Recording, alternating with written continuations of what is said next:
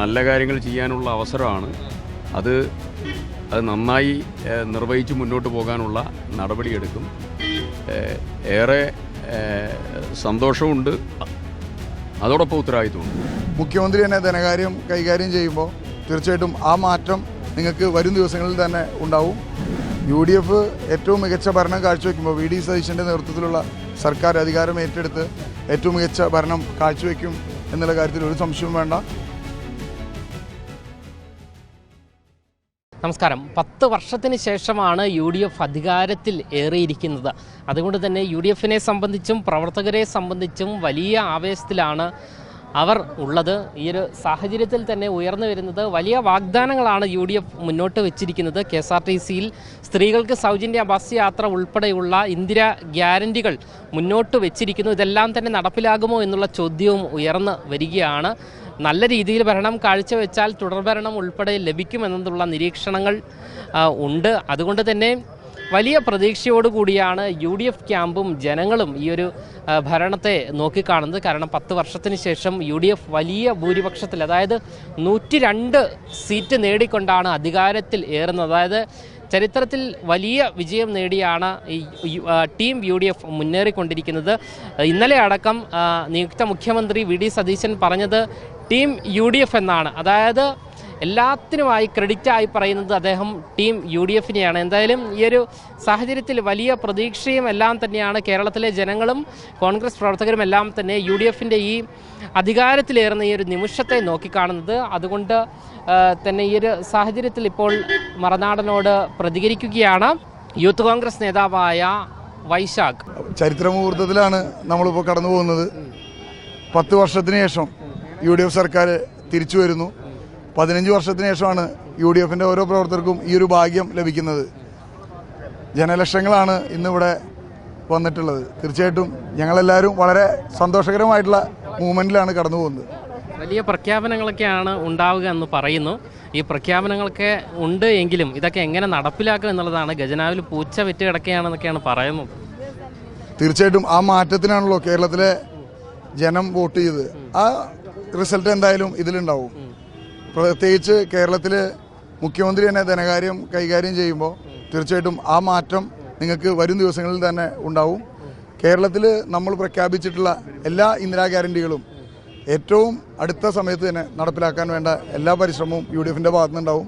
അതിനുവേണ്ടിയിട്ടുള്ള എല്ലാ ശ്രമങ്ങളും ഇപ്പോൾ തന്നെ തുടങ്ങിയിട്ടുണ്ട്. നിങ്ങൾക്കറിയാം, KSRTC ഉൾപ്പെടെയുള്ള കാര്യങ്ങളിൽ ഇതുവരെയുള്ള പഠനങ്ങൾ ഉൾപ്പെടെയുള്ള പൂർത്തീകരിച്ചിട്ടുണ്ട്. ഇനിയും തീർച്ചയായിട്ടും ആ പറഞ്ഞിട്ടുള്ള ഗ്യാരണ്ടികൾ അടുത്ത സമയത്ത് തന്നെ മന്ത്രിസഭാ അധികാരം ഏറ്റെടുത്താൽ ഉടനെ തന്നെ നടപ്പിലാക്കും. തുടർഭരണം ഉണ്ടാവുന്നൊക്കെ ഇവിടെ ചിലർ പറയുന്നു. ഉറപ്പല്ലേ? കേരളത്തിൽ ഇന്ന് CPMൻ്റെ സ്ഥിതി എന്താ, LDFൻ്റെ സ്ഥിതി എന്താ, അത് കൃത്യമായിട്ട് നിങ്ങൾക്ക് തന്നെ ഊഹിച്ചാൽ മനസ്സിലാവും. ഇന്ന് മുസ്ലിം ലീഗിൻ്റെ സീറ്റിൻ്റെ അടുത്താണ് CPIMൻ്റെ സീറ്റ്. സ്വാഭാവികമായിട്ടും UDF ഏറ്റവും മികച്ച ഭരണം കാഴ്ചവെക്കുമ്പോൾ VD സതീശൻ്റെ നേതൃത്വത്തിലുള്ള സർക്കാർ അധികാരം ഏറ്റെടുത്ത് ഏറ്റവും മികച്ച ഭരണം കാഴ്ചവെക്കും എന്നുള്ള കാര്യത്തിൽ ഒരു സംശയവും വേണ്ട. ആ ഭരണം കേരളത്തെ വീണ്ടും UDFലേക്ക് തന്നെ അടുപ്പിക്കാൻ ഉള്ള എല്ലാ സംവിധാനങ്ങളും ഒരുക്കും. അടുത്ത പ്രാവശ്യം താങ്കൾ മത്സരിക്കാൻ സാധ്യതയുണ്ടോ? പാർട്ടി തീരുമാനിക്കേണ്ട കാര്യമാണ്, പാർട്ടിയല്ലേ തീരുമാനിക്കുന്നത്. നല്ല ഉത്തരവാദിത്വവും ജനങ്ങൾക്ക് വേണ്ടിയുള്ള നല്ല കാര്യങ്ങൾ ചെയ്യാനുള്ള അവസരമാണ്. അത് നന്നായി നിർവഹിച്ച് മുന്നോട്ട് പോകാനുള്ള നടപടിയെടുക്കും. ഏറെ സന്തോഷമുണ്ട്, അതോടൊപ്പം ഉത്തരവാദിത്വമുണ്ട്. ഇത് രണ്ടും. വയനാടിനെ സംബന്ധിച്ച് വകുപ്പിനെ സംബന്ധിച്ച ഒരു കാര്യവും ഇതുവരെ പറഞ്ഞിട്ടില്ല. വനംവകുപ്പാണ് T സിദ്ദിഖിന് ലഭിക്കാൻ പോകുന്നത് എന്നാണ് നമുക്ക് ലഭിക്കുന്ന വിവരം. അതിലൊരു തീരുമാനമാകേണ്ടതുണ്ട്. എന്തായാലും ഇന്ന് മന്ത്രിമാർ ഇന്ന് സത്യപ്രതിജ്ഞ ചെയ്യും. 20ഓളം മന്ത്രിമാർ ഇന്ന് സത്യപ്രതിജ്ഞ ചെയ്യുമെന്നാണ് നമുക്ക് മനസ്സിലാക്കാൻ സാധിക്കുന്നത്. T സിദ്ദിഖ് ഉൾപ്പെടെയുള്ള MLA മാരുടെ മന്ത്രിസ്ഥാനം എന്താണ് വകുപ്പ് എന്നുള്ള കാര്യത്തിൽ നിലവിലിപ്പോൾ സ്ഥിരീകരണം ഉണ്ടായിട്ടില്ല എന്നാണ് T സിദ്ദിഖ് നമ്മളോട് വ്യക്തമാക്കിയിരിക്കുന്നത്. എന്തായാലും സത്യപ്രതിജ്ഞയ്ക്ക് നിരവധി ആൾക്കാരാണ് ഇത്തരത്തിൽ എത്തിച്ചേർന്നു കൊണ്ടിരിക്കുന്നത്. വലിയ ആവേശത്തിലാണ്. കാരണം നേരത്തെ പറഞ്ഞതുപോലെ 10 വർഷത്തിന് ശേഷമാണ് UDF അധികാരത്തിലേറുന്നത്. അതുകൊണ്ട് തന്നെ വലിയ ആവേശവും ആഹ്ലാദവും ആഘോഷവും എല്ലാം തന്നെയാണ് നിലവിലിപ്പോൾ ഉള്ളത്. 1 ലക്ഷത്തിലധികം പേർ പങ്കെടുക്കും എന്നാണ് പറയുന്നത്. രാഷ്ട്രീയക്കാർ ഉൾപ്പെടെ അങ്ങനെയാണ് ഇക്കഴിഞ്ഞ ദിവസം പറഞ്ഞത്. 1 ലക്ഷത്തിലധികം പേർ പങ്കെടുക്കുമെന്നാണ്. സെൻട്രൽ സ്റ്റേഡിയത്തെ സംബന്ധിച്ച് ഏകദേശം ഒരു 30,000 അല്ലെങ്കിൽ ഒരു 35,000 ആൾക്കാരെ ഉൾക്കൊള്ളാനുള്ളൊരു സ്ഥലമാണ് അത്.